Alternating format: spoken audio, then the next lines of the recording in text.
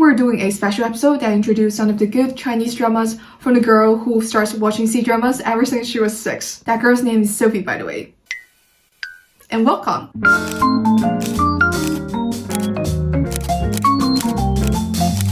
I am very picky about dramas. I watched a ton of dramas, but like 80% of the dramas I watch, I never finish them. No, sorry drama god. Most of the dramas I watch are romance ones. A boy meets a girl, they like each other, confess, and now they're happily ever after. We know how it goes. But at the point where the boy and the girl were together, like in a relationship, is usually where I drop in the halfway. Like the big conflict is resolved, there's no point for me to stay any longer. Or if the plot besides the romantic storyline is not interesting enough, I would also drop that without a second thought.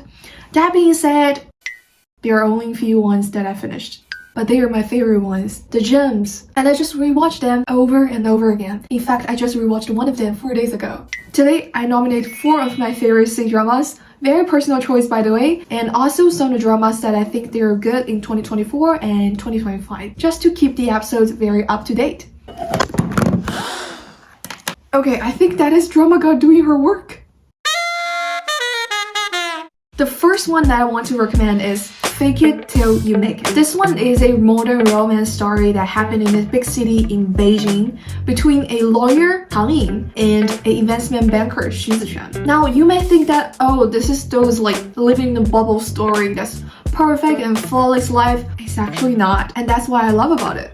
They're living in their so-called elite life, and as the name suggests, a lot of people are trying to fake that they live in an effortless, flawless, and perfect life. But there is always this reality check. It's like a slap on their face, like the moment of the truth. The female lead and the male lead are being honest to each other despite all of this. They are faking it, but they're not faking it to each other, if that makes sense. Now, the things I love about this drama is actually it shows the reality of the lives of people who live in the big city is not as fancy and is not as perfect as what other dramas are picturing. It's more mature and more realistic side of the modern romance. And there is a lot of times that I was laughing because I've seen those people doing this stuff before in my life actually. Like a lot of people are just like faking that they're living in their flawless life and talking about the fancy things that I don't even care and don't even understand. But yeah, and that's not even the best part. The best part is that the chemistry between the female lead and also the male lead is just phenomenal. It's like, and also some of these sweet slices of the moment, you know, like feeding the cat together, toasting to each other through the phone, writing the name of the perfume on her hand, waiting for her downstairs, the kiss, the ring. They even have a ring that sets the boundary, which is like a friendship boundary. Of course they cross it later, but at that moment, really? I really want that Cartier Trinity ring right now. It's like that. I think the director Li Mo did an amazing job in telling the story and put everything just right. I think he truly have a really good sense in telling the romance stories, and I personally feel like romance is all about the vibes. And he delivers the vibes.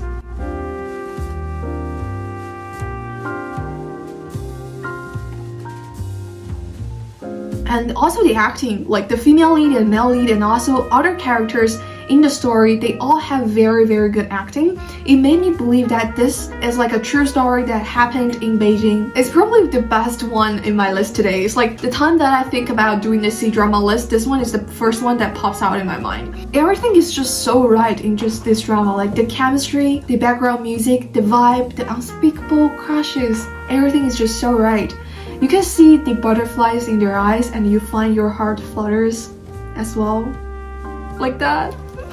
Oh my god. There are only 14 episodes. It's very neat and light, but I just can't get enough. This is a drama adapted from the novel. I also read other novels that this author writes, and she is just so good at modern romance, I have to say. And then later found herself was a lawyer before. And then I think everything kind of makes sense because like the scenes and the plot she writes is very, no, probably not very down to earth, but it's like definitely more down to earth side compared to other dramas.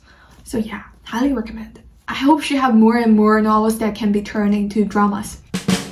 Next one in my recommendation list is Moonlight. I love Moonlight couple. I have to say they're just so sweet. And Moonlight is like as if you are tasting this ice wine that is very light and sweet. This story is more like you just graduated from college and you're 20-something and you haven't had that much experience in your life, but you're passionate, you're ambitious, you have bright envisioning of your life. This is what Moonlight gives me. It's this sweet modern romance that could happen in your early stages of your life. It's a story about an editor, Chu Li, and the writer, Zhou Chuan, who are both very passionate about books. The story tells us their journey and their struggles along the way. For me, I just feel great that it shows the side of the publishing industry that I never know before. Although I know that this drama is not 100% in the real life, but I get to see a little bit the things that could happen in the publishing industry and some of the struggles for the writer who is very famous and the writers who were famous but kind of like struggling right now, and then the writers who just got into the industry. And I would say it's a very sweet story that is great for winter.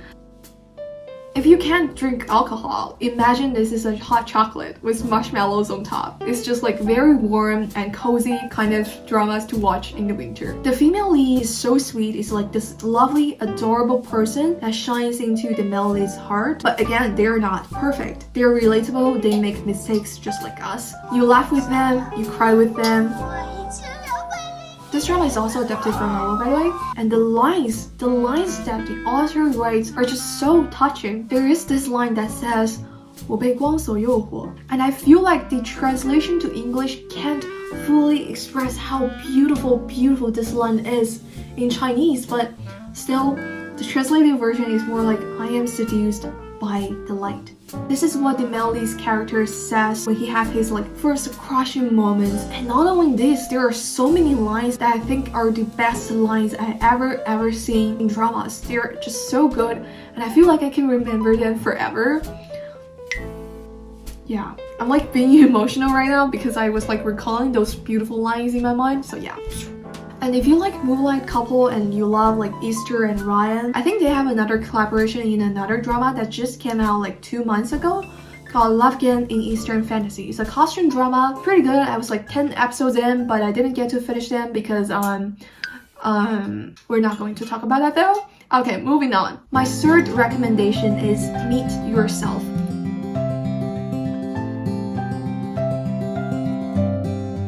Fake It Till You Make It is this like a big city romance story, and this one is the small town romance. I don't know why I did that. So the female lead Xu Hongdou moved from big city, which is Beijing, to a small town in Yunnan. And Yunnan, if you don't know, is a stunning province known for its beautiful views and its slow pace of life.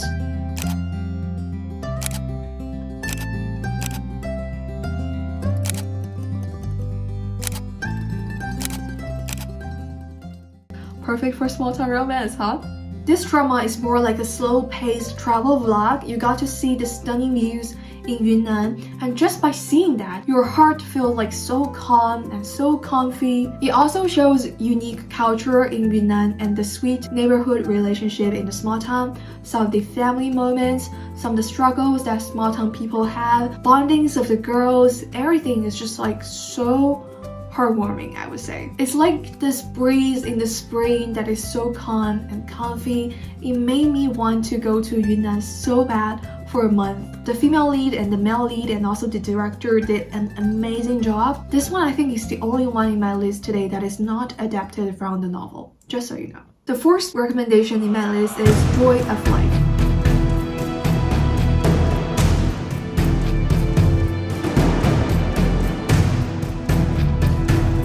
My only comment is epic, period.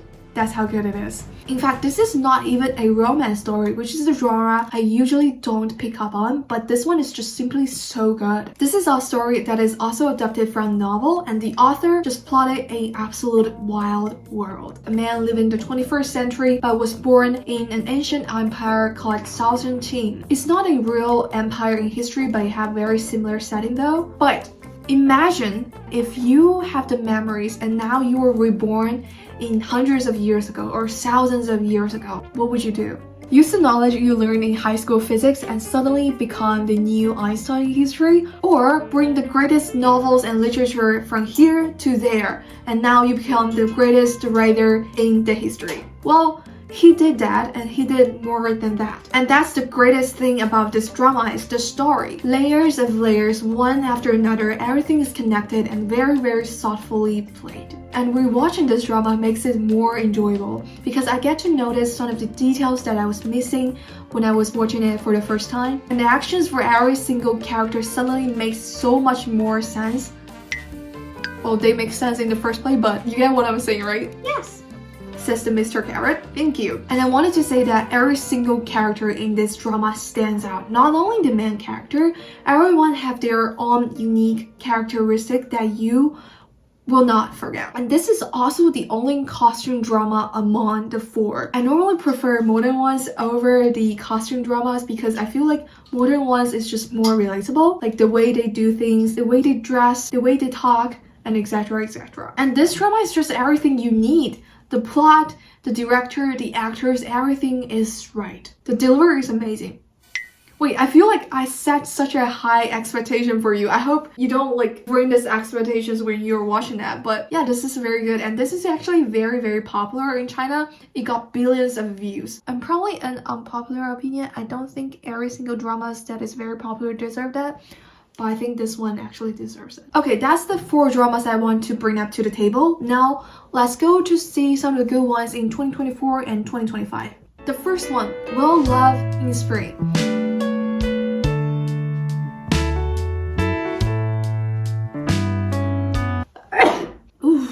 At first, I was so hesitant to open it up because the profession of the male lead, he is a funeral makeup artist, which with no offense gives me a weird feeling because like I'm someone who is terrified by the bloody scenes and also seeing the dead bodies. Seeing that just gives me nightmares, I have to say. And I feel like due to his profession, I might get to see them. But it turns out to be acceptable level for me, which is so great. And I got to enjoy this drama. This drama is also a small-town romance story. The chemistry between the female lead and also the male lead give me very similar feeling when I watch Fake It Till You Make It, but their setting and their background and also their profession is very, very different though. But the chemistry is very similar. So enjoy this if you love the Fake It Till You Make It. Next one, Blossom. Dou Zhao, the female lead, lost her mother and abandoned by her husband.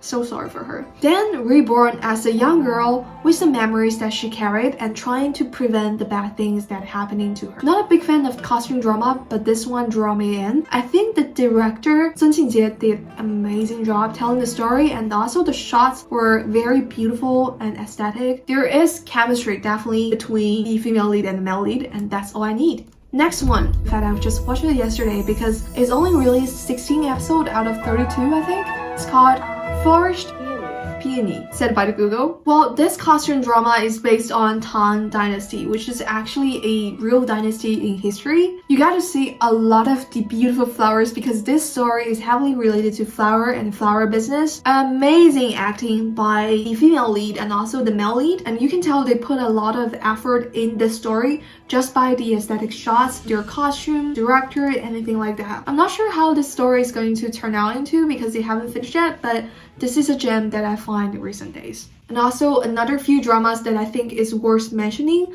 like The Double, a costume drama that is about a revenge story. Love Again in Eastern Fantasy Again, played by Esther and also Ryan. Joy of Life Season 2. I haven't finished them, but I think I will in one day. Alright, that's the dramas that I have for you for today. And if you have any C-drama recommendations for you, I'm happy to hear and feel free to leave a comment down below. A big thank you to Mr. Carrot. I hope you liked this episode. I will see you very soon. Bye!